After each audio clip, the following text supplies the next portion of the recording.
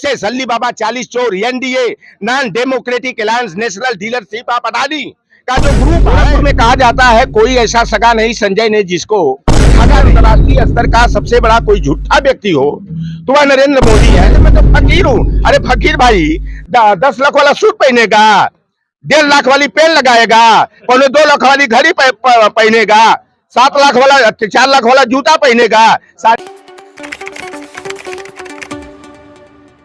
हम घोसी विधानसभा की उपचुनाव में हैं। यहाँ पे टक्कर देखी जा रही है तो बीजेपी और सपा की, और लोगों का कहना है कि इस बार सपा नहीं जीतेगी, बीजेपी नहीं जीतेगी तो जीतेगा कौन। हमारे साथ एक शख्स है जो आजकल सोशल मीडिया पे पूरा तहलका मचाए हैं। लौटन साथ जी, स्वागत है। जी धन्यवाद आपके चैनल को और आपके दर्शकों को। आज घोसी विधानसभा में उपचुनाव हो रहा है। पिछली बार सपा के साथ दारा सिंह जी चुनाव लड़े थे, बहुत मन से आप लोगों ने मदद किया था। इस बार फिर से चुनाव लड़ रहे हैं बीजेपी के साथ और सुधाकर जी आ गए सपा के साथ। क्या होगा इस बार? देखिए, यहाँ की जो लड़ाई है किसी व्यक्ति की लड़ाई नहीं है, बल्कि लोकतंत्र, संविधान और सामाजिक न्याय का जो मुद्दा है। भारतीय जनता पार्टी जो नरेंद्र मोदी को देश का पिछड़ी जाति का घोषित करके और खुद जो है देश के प्रधानमंत्री मोदी, जिन्हें मैं कहता हूं कि Narendra Modi is an a international liar, यानी कि अंतर्राष्ट्रीय स्तर का सबसे बड़ा कोई झूठा व्यक्ति हो तो वह नरेंद्र मोदी है। झांसी की रैली में 2013 में उन्होंने कहा था कि मैं पिछड़ी जाति का हूं, मैं नीच जाति का हूं,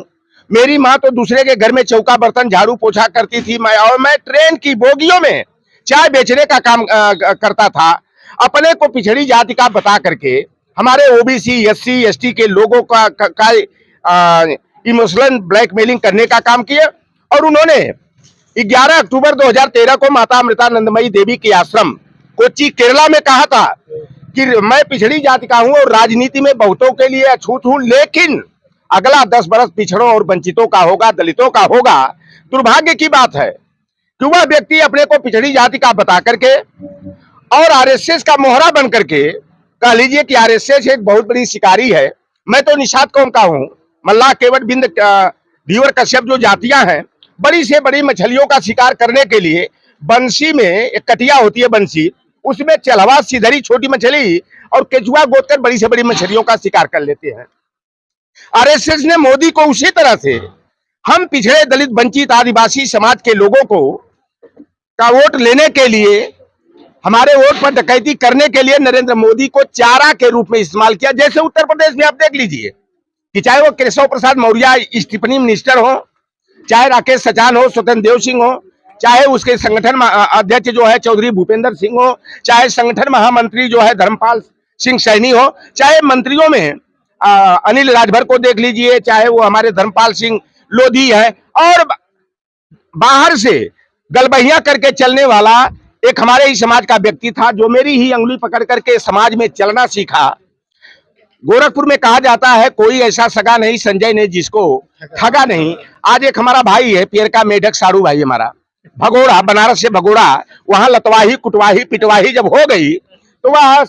बलिया में आकर के शरण लिए। अब यहाँ के राजभर समाज के लोग जो है उनकी खेदवाही करने के लिए जो है लाठी डंडा लेकर पूरी तरह तैयारी की है। भाई समाज को कितने दिन बेवकूफ बनाओगे? काट की हाड़ी एक बार चढ़ती है, बार बार नहीं चढ़ती है। तो ये दारा सिंह चौहान 13वीं बार ये दल बदल किए हैं। ये ऐसे दल बदलू नेताओं से और अपने निज स्वार्थ के लिए अटैची की राजनीति करने वाले, टिकट विक्रेता का काम करने वाले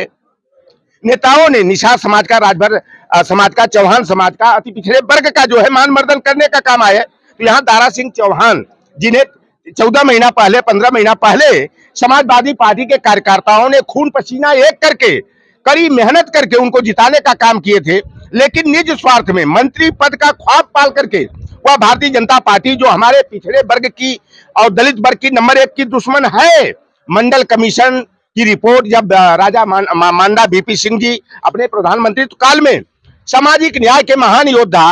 परम आदरणीय लालू प्रसाद यादव जी, परम पूज्य शरद यादव जी,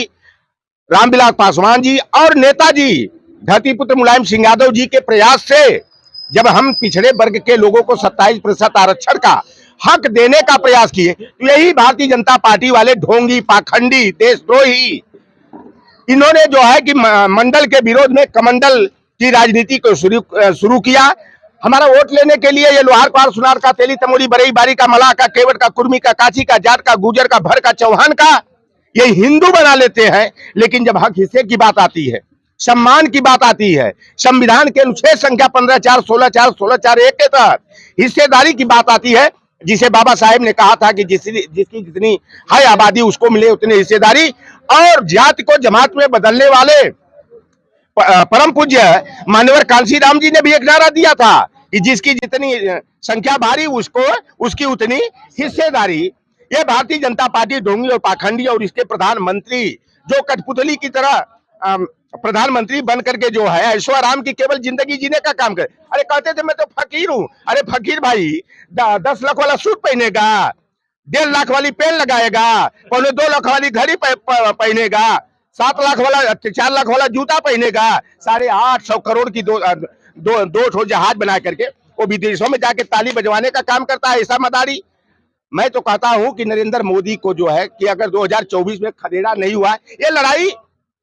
सरकार बनाने और बिगाड़ने के लिए नहीं है, बल्कि पीडीए जो अखिलेश यादव जी ने इजाद किया उसके बाद इंडिया बना तो भारतीय जनता पार्टी के आरएसएस, अली बाबा 40 चोर, NDA, non democratic alliance, national dealership of Adani का जो ग्रुप है उनके पैरों की जमीन खिसकती हुई दिखाई दे रही। बकला देख लीजिए, लग रहा है एक कौरवों की पूरी टीम घोसी में उतार दिया गया है, पूरे देश के बड़े बड़े दिग्गजों को उतार दिया गया है। लेकिन यहां पर इंडिया की विजय होगी और आपके चैनल के माध्यम से हम ओबीसी, एससी, एसटी, माइनॉरिटी के लोगों से यह अपील भी करेंगे कि यह